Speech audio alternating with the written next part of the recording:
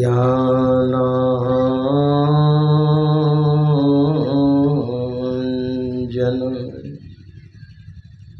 शलाकया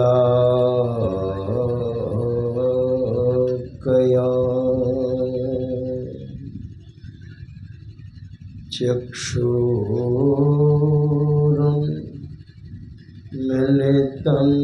येन तस्मै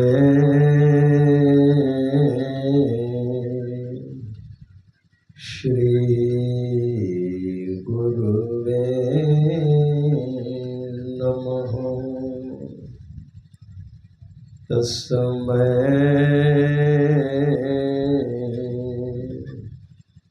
श्री गुरुवे नमः। सर्वक्षण स्मरणीय अनंत श्री विभूषित परम पूज्य पाद परमाराध्य श्री सद्गुरु महाराज जी के पावन श्री चरणों में कोटि कोटि नमन। इन्हीं के मस्तिष्क एवं हृदय स्वरूप परम पूज्य पाद संत द्वय के पावन श्री चरणों में कोटि कोटि नमन। मंचस्थ आदरणीय हरिओम बाबा, श्रद्धास्पद परम पूज्य साधुचरण विद्वज्जन सज्जन वृंद, आदरणीय माताओं तथा भक्तिमती बहनों, थोड़ा इक्को देने कहिए, इक्को हल्का से दीजिए। प्रेम से और जोर से सद्गुरु महाराज की जय जयकार करें। श्री सद्गुरु महाराज की जय।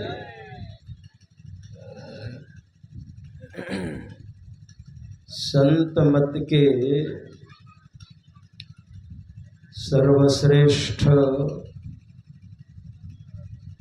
और सर्वोत्कृष्ट ग्रंथ सत्संग योग से आदरणीय हरिओम बाबा के द्वारा हम लोग पाठ सुन रहे थे। तत्पश्चात महापुरुषों के मुखारविंद से हम लोगों ने प्रवचन भी सुना। आइए थोड़ी देर में भी आपकी सेवा करूंगा।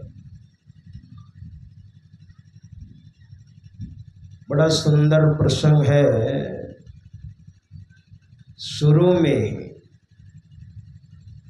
जो हम लोग पाठ सुन रहे थे, योग शिखोपनिषद कृष्ण यजुर्वेद का, वेद पर जो प्रवचन हुआ वही है उपनिषद। उपनिषद को वेदांत भी कहा गया है। और हमारे गुरुदेव ने बड़ा अच्छा कहा है कि संत मत की मूल भित्ति तो उपनिषद के वाक्यों को ही मानने पड़ते हैं।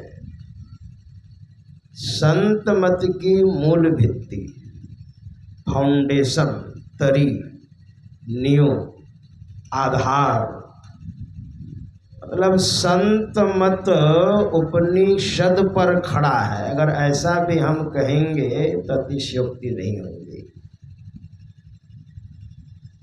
वेद पर जो प्रवचन हुआ वही उपनिषद है। तो इसमें प्रसंग हम लोग सुन रहे थे। भगवान ब्रह्मा जी जो सृष्टि करता है वो भोले बाबा के पास आए हैं। बताइए, और जिज्ञासा कर रहे हैं योगहीनम कथम ज्ञानम मोक्षदम भवति ही भो। योगोपि ज्ञानहीनस्तु न क्षमो मोक्ष कर्मणि। तस्माद् ज्ञानं च योगं च मुमुक्षुर दृढ़मभ्यसेत। जिज्ञासा क्या कर रहे हैं भगवान ब्रह्मा जी? कोई योग से मुक्ति बता रहे हैं कि योग करने से मुक्ति होगी, मोक्ष होगा। कोई कह रहे हैं ज्ञान से। इसमें आपका अभिप्राय क्या है महाराज? अब बताइए, भगवान ब्रह्मा जी भोले बाबा के पास आए हैं, जबकि ब्रह्मा जी के पुत्र हैं भोले बाबा। पौराणिक ग्रंथों को आप पढ़ेंगे अथवा सुनेंगे तो आपको पता चलेगा कि भोले बाबा का सृजन ब्रह्मा जी ने किया है। बहुत बार उनके भक्त कहते हैं कि भोले बाबा का जन्म ही नहीं हुआ है, ऐसे भी कहते हैं। वे तो अजन्मा हैं, अविनाशी हैं। मैं कहता हूँ भोले बाबा का जन्म नहीं होता तो भोले बाबा नाम कैसे पड़ा?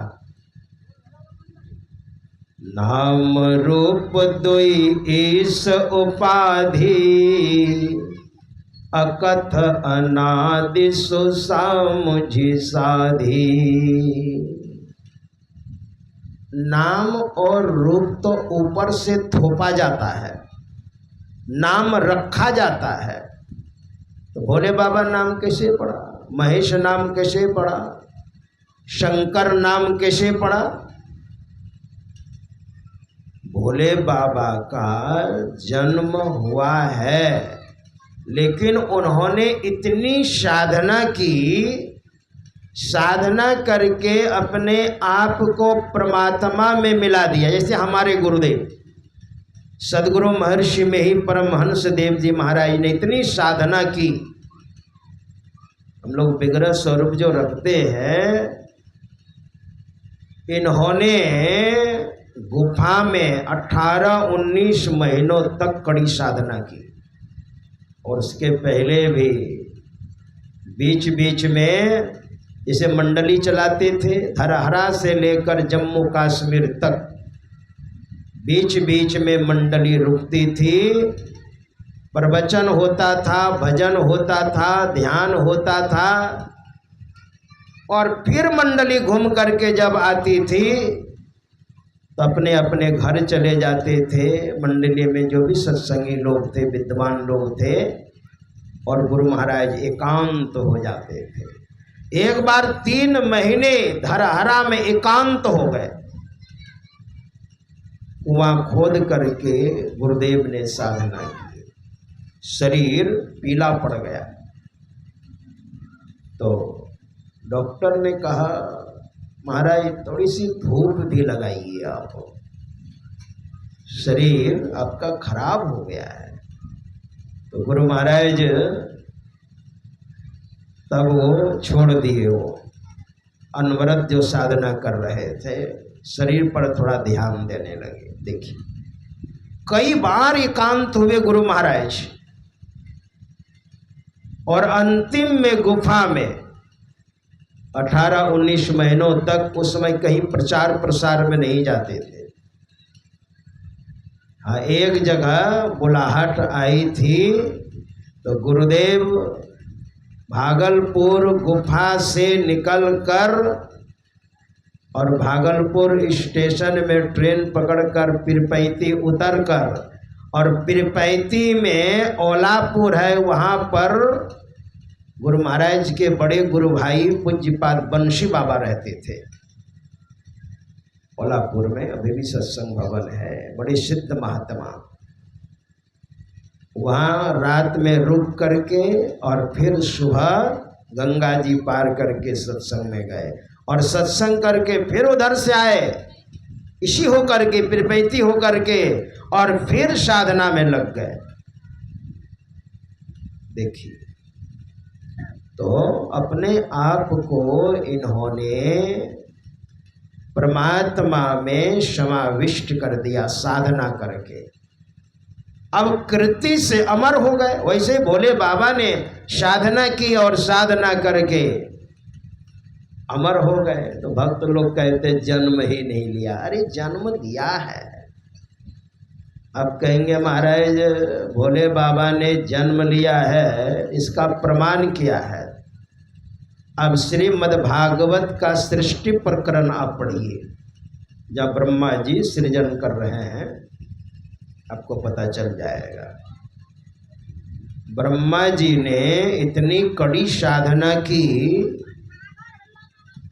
यह संपूर्ण संसार केवल जल ही जल था, जल के सिवा कुछ नहीं था। और उसी में ब्रह्मा जी ने अपने आप को पाया, मैं जल के ऊपर कमल का फूल है और उसी कमल के फूल के ऊपर मैं बैठा हूँ। ये कमल का फूल आया कहाँ से? उन्होंने लंबे समय तक डुबकी लगाई, कहीं तो कीचड़ होगा, कीचड़ होगा तो जड़ें होंगी कमल की, तो ना कमल खिला है। लेकिन पता नहीं चला, पुनः आकर के बैठ गए कमल के ऊपर। इसलिए ब्रह्मा जी का एक नाम है कमल योनि। पुनः ब्रह्मा जी ने सोचा मैं क्या करूँगा, मैं तो अकेले अकेले ठहरा। तो उसी समय आकाशवाणी होती है, यानी व्याकरण के 16वें और 21वें वर्ण 2 बार सुनाई पड़ा। तप, तप यानी तप करो, तप करो। और मुझे लगता है तुलसी बाबा ने इसी जगह के प्रसंग को लिख लिया, रामायण में उन्होंने दिया है। तप बल रचई प्रपंच विधाता, तप बल विष्णु सकल जग त्राता, तप बल शंभु करहि संहारा, तप बल शेष धरहि महि भारा, तप आधार सब सृष्टि भवानी, करहि जाय तप अस जिय जानी। तो तप बल रचई प्रपंच विधाता। परमात्मा ने ब्रह्मा जी के अंतःकरण में परमात्मा ने दर्शन दिया और ब्रह्मा जी ने स्तुति भी की है। परमात्मा ने जो उपदेश दिया है, पहला उपदेश वही है वेद। वेद अपौरुषेय है और वेद पर जो प्रवचन हुआ वही है उपनिषद। हमारे ऋषियों ने जो प्रवचन दिया, तो वही ब्रह्मा जी परमात्मा की प्रेरणा से वो सृजन करने लग गए, सृष्टि करने लग गए। तो जब सृष्टि कर रहे थे तो वही भोले बाबा का जन्म हुआ ब्रह्मा जी के नेत्र से रुदन करता हुआ। सवै रुरो देवानां पूर्वजो भगवान भवः, नामानि कुरु मेधातः स्थानानि जगद्गुरो। रुद्र का अर्थ होता है 11 और उन रुद्रों ने कहा महाराज मेरा काम बताइए और मेरा नाम बताइए और जगह बताइए। 11 रुद्रों में भोले बाबा का स्थान शीर्ष स्थान है, 1 नंबर में है। तो ब्रह्मा जी ने कहा सृष्टि करो, क्योंकि मैं परमात्मा की प्रेरणा से सृष्टि कर रहा हूं, तो तुम सृष्टि करो। भोले बाबा जब सृष्टि करने लग गए ना, तो बहुत उटपटांग सृष्टि होने लग गई। तो ब्रह्मा जी देखने आए कि किस तरह की सृष्टि चल रही है। ब्रह्मा जी ने देखा करना इस सृष्टि से काम चलने वाला नहीं है, कहा ये सृष्टि बंद करो। तो क्या करें हम? कहा साधना करो, ध्यान करो। तब ब्रह्मा जी ने भोले बाबा को